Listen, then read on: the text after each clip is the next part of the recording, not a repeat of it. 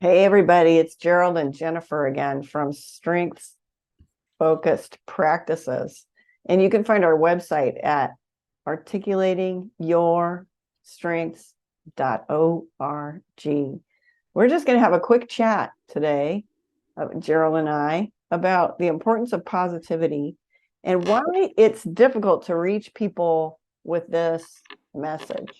So we're asking the question, why should I make this effort? Why should I try to be positive? Isn't that just faking?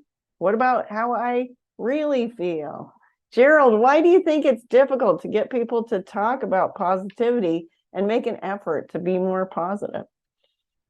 Well, for the first thing is that we have a pattern that we develop in life, and it usually is the pattern of taking care of business when things need to be done. You do it the right thing, and usually the things that need to be done are things that are not the way they should be. Something's a little bit wrong. Something's not quite the way it should be, and so our attention automatically goes to those things, and that's probably not the best thing to be doing, because there's always something that probably needs to be done, and so you could have your whole day focused on what should I do this now. Get that done. Then what's the next thing I should do? So you're always thinking about filling up holes that instead you should be thinking, wow, what's the positive things? So that's the problem, is that people don't do this automatically, and you need to learn to do it. That's right. It doesn't come automatically, and we have a lot of habits about how we use ourselves, use our thinking time, use our time, right?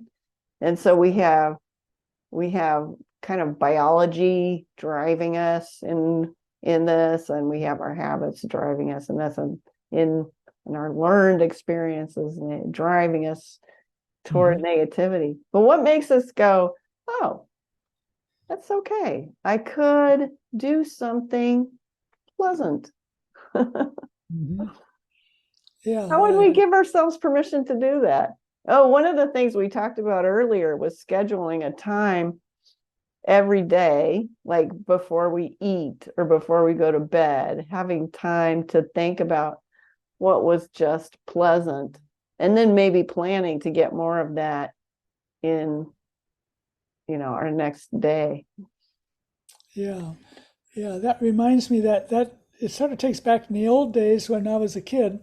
I know that people were oftentimes prayed before they ate and before they went to bed, because there was just times to remember to do those, that to pray.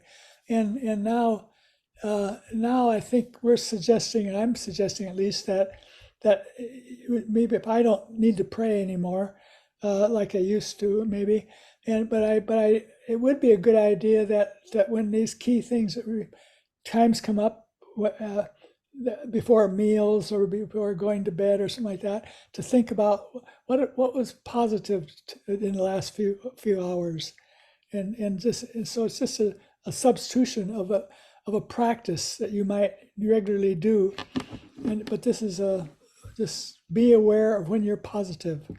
And are we suggesting that it actually matters how people feel? Yes, we are. Yeah, that if you can feel positive more of a day, you've made it a better day for yourself. Yeah, Feeling positive is one of the reasons for being alive. And if you're not doing it enough, you're not really fully experiencing life. that's a good, strong statement. So all this scurrying around, doing this important problem solving and knocking down our list of duties might not really be taking us to the key of what is meaningful in life. Yeah, I think so. So and it isn't, for a lot of people, doesn't come naturally. You have to kind of learn to do it. That's And it. so that's what we're trying to develop, is a practice that will increase the likelihood that you'll do it. All And that's right, let's leave it at that. And we'll invite people to articulatingyourstrengths.org to find out how to get more positivity into your day. Anything else, Gerald?